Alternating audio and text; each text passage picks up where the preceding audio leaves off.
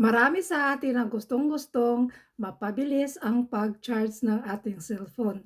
Dahil nga kahit ito ay naka-charge ay ginagamit din natin. So para mabilis ang pag-charge, ito ang ating gawin guys. Panoorin nyo lamang ito. At bago yan, pakishare ang video na ito guys at pakifollow na din sa mga hindi pa nakafollow sa akin.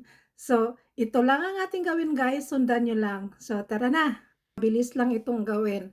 Dito sa taas ng ating cellphone, i-scroll down nyo lang yan. Makikita nyo dyan agad. I-turn on nyo lang yung airplane mode na yan. Yung may drawing na airplane. Kung hindi nyo yan makikita, kasi iba-iba tayo ng cellphone, pwede kayong pumunta doon sa inyong cellphone settings. At hanapin nyo doon yung inyong flight mode at i-turn on ito kapag nagcha-charge kayo.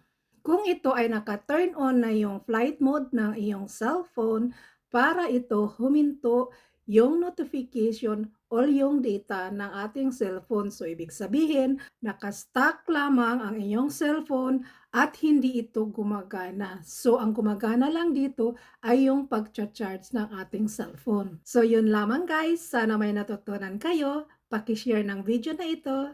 Maraming salamat!